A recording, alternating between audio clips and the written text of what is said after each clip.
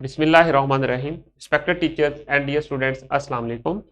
Today we will discuss about mathematics grade 6. This is our unit number 2 about integers and our lesson number 9.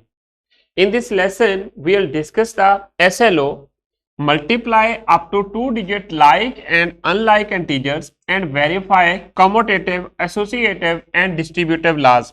Then divide like and unlike integers. अब आ जाएं lesson plan की तरफ। Teacher जो है lesson plan हमारे description box में से download कर सकती हैं। तो वार्म अप एक्टिविटी की तरफ चलते हैं।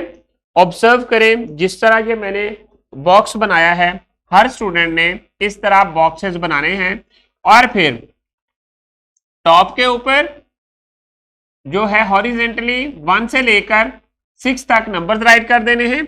इसी तरह वर्टिकली फर्स्ट कॉलम में आपने नंबर राइट कर देने हैं और फिर जिस तरह ये मल्टीप्लिकेशन का साइन है इस तरह लगा देना है और इसी तरह आपने बॉक्स बनाना है। और फिर क्या करना है, उसके बाद आपने कोई सा भी नंबर जो है, जैसा कि मैंने ये नंबर चूज किया है हॉरिजेंटली, सॉरी वर्टिकली जो कॉलम है उसमें से मैंने एक नंबर चूज किया, मैंने 2 चूज कर लिया। 2 को आपने ऊपर जो हॉरिजेंटल लाइन है 1 से लेकर 6 तक उन सब के साथ मल्टीप्लाई कर देना है और 2 वाली रो में इनको उनका रिजल्ट लिखते जाना है। जैसा कि 2 को 1 से मल्टीप्लाई किया तो 2 आ गया, फिर 2 को 2 से मल्टीप्लाई किया तो 4 आ गया, 2 को 3 से मल्टीप्लाई किया तो हमारे पास क्या आया, 2 3 जार 6, 2 4 जार 8, 2 5 जार 10, 2 6 जार 12। तो ये हमारे पास इस तरह जो है प्रोडक्ट आ गए।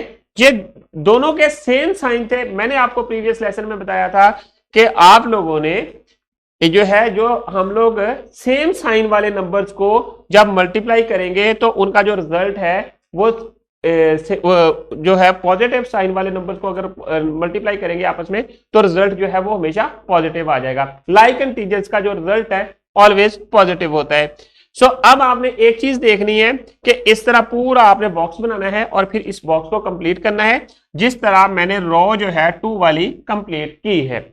तो अब आ जाए नेक्स्ट, आज के जो टारगेट्स हैं जिनके ऊपर हमने फोकस करना है उसमें देखना है कि multiplication of like integers, multiplication of unlike integers and then associative and distributive laws and then division of like and unlike integers. एक चीज याद रखें और जो आपने जो है मेमोराइज करनी है, अगर हम किसी भी लाइक साइन वाले नंबर को मल्टीप्लाई करेंगे आपस में तो रिजल्ट जो है पॉजिटिव आएगा। तो हमारे पास रिजल्ट ऑलवेज पॉजिटिव आएगा। अनलाइक साइन वाले नंबर्स को, 2 नंबर्स को आप मल्टीप्लाई करेंगे तो रिजल्ट ऑलवेज जो है वो नेगेटिव आएगा। जैसा कि माइनस मल्टीप्लाई बाय प्लस होगा तो आपके पास रिजल्ट नेगेटिव आएगा, फिर प्लस मल्टीप्लाई बाय माइनस होगा तो हमारे पास रिजल्ट अगेन नेगेटिव होगा। सो जैसे ही अनलाइक वाले इंटीजर्स हैं उनको आपने मल्टीप्लाई करना है तो आपके रिजल्ट के साथ जो साइन आएगा वो नेगेटिव होगा और जो लाइक साइन वाले इंटीजर्स हैं जब उनको आपने मल्टीप्लाई करना है आपस में तो रिजल्ट जो है वो पॉजिटिव होगा। और सेम प्रॉपर्टीज जो हैं ये आपने डिवीजन में फॉलो करनी है। तो अब आ जाए नेक्स्ट एग्जाम्पल को एक को करते हैं, देखते हैं, आपकी बुक में भी है।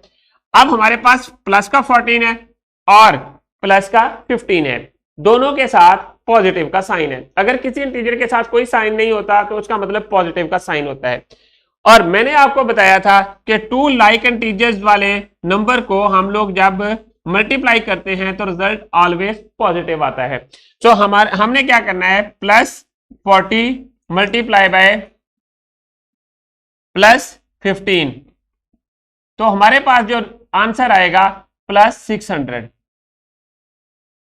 सिमिलरली जब नेगेटिव वाले नंबर्स को आपस में मल्टीप्लाई करेंगे अगेन रिजल्ट जो है वो पॉजिटिव आएगा। जैसा कि माइनस 325 को माइनस 15 के साथ मल्टीप्लाई किया तो रिजल्ट जो है वो 4875 आया और इसके साथ जो साइन आएगा वो अगेन पॉजिटिव का आएगा। सो नेक्स्ट जब हम लोगों ने डिवीजन करनी है, ये जो चीज मैंने आपको बताई थी कि आपने मेमोराइज कर लेनी है, ये रिमेंबर है नीचे आपकी बुक में भी मैंने दे दिया है, उसको उन साइंस को आपने गौर से देखना है और यही चीज आपने अप्लाई करनी है और ध्यान से आपने साइंस को प्रोडक्ट के साथ लगाना है। अब आ जाए मल्टीप्लीकेशन की तरफ।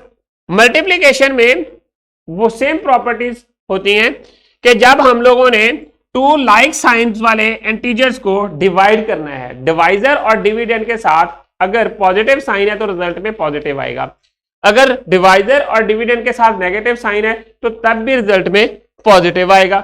अगर डिवाइजर और डिविडेंड दोनों के साथ डिफरेंट साइन हैं तो आपके पास नेगेटिव रिजल्ट्स आएंगे। तो जैसा कि ये एक एग्जांपल है, -70 को -10 के ऊपर डिवाइड किया तो रिजल्ट क्या बना।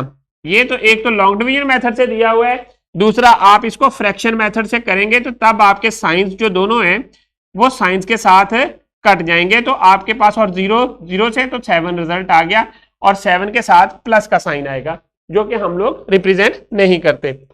इसी तरह जब आप एग्जाम्पल 2.22 में देखते हैं तो आपके पास 35 है, 35 को डिवाइड किया 5 के साथ तो इसके 5 जो है वो नेगेटिव है और जो डिविडेंड के साथ डिवाइजर है उसके साथ साइन नेगेटिव का है, तो हमारे पास क्या चीज बन गई, रिजल्ट जो बनेगा वो -7 बनेगा क्योंकि अनलाइक साइन की डिवीजन हो रही है। तो इसी तरह एक चीज आपने और याद रखनी है, अगर हम लोग 0 को किसी भी नंबर के साथ मल्टीप्लाई करेंगे तो आंसर 0 कर देता है और डिवाइड जो है डिवीजन 0 के साथ किसी भी इंटीजर्स की वो पॉसिबल नहीं होती, वो अनडिफाइन हो जाता है और इसकी डिवीजन जो है किसी भी नंबर की 34 है, इसको मैं 0 पे डिवाइड करूंगा तो ये पॉसिबल नहीं होगी, तो ये डिवीजन पॉसिबल नहीं है। अगर मल्टीप्लाई करूंगा तो वो जो उसका रिजल्ट है ऑलवेज 0 आएगा। ये चीजें आपने याद रखनी है।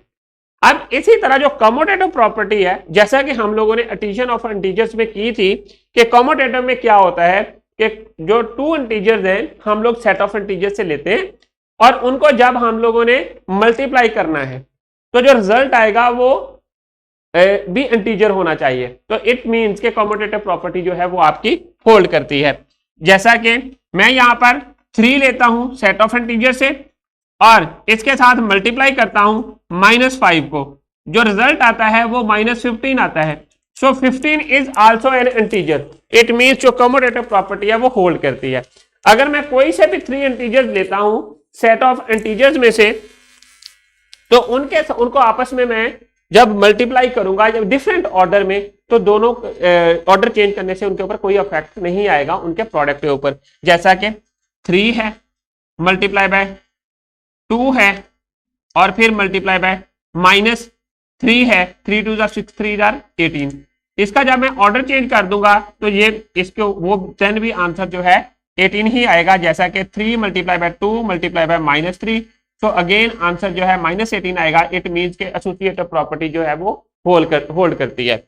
सो इसी तरह डिस्ट्रीब्यूटिव लॉ है, डिस्ट्रीब्यूटिव लॉ भी मल्टीप्लिकेशन में होल्ड करता है।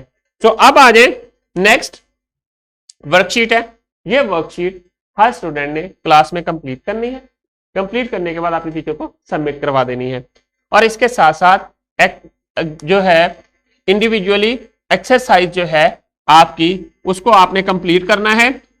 2.4 एक्सरसाइज बनती है और इसको आपने कंप्लीट करना है, 2.4 को कंप्लीट करके अपनी टीचर को सबमिट करना है और इंस्ट्रक्शन जो है क्वेश्चंस के अंदर गिवन उनको गौर से पढ़ना है। अब आ जाए रैपअप की तरफ। रैपअप में हम देखते हैं कि हमने आज का एसएलओ जो है जिनको डिस्कस किया, हमने multiplication and division of like and unlike integers को देखा और फिर उनके कम्यूटेटिव, एसोसिएटिव और डिस्ट्रीब्यूटिव लॉज को भी देखा। सो डिस्ट्रीब्यूटिव लॉज बेसिकली क्या था कि अगर हमारे पास कोई इंटीजर है 3 तो और इनसाइड जो है ब्रैकेट के 2 इंटीजर्स जो हैं वो मल्टीप्लाई प्लस के हैं तो हम अलग-अलग हम इनको आपस में मल्टीप्लाई करके उसको सॉल्व कर देते हैं। तो इसका मतलब है कि ये जो इंटीजर है ये डिस्ट्रीब्यूट हो रहा है दोनों नंबर्स के साथ और देन उसको ऐड कर देते हैं।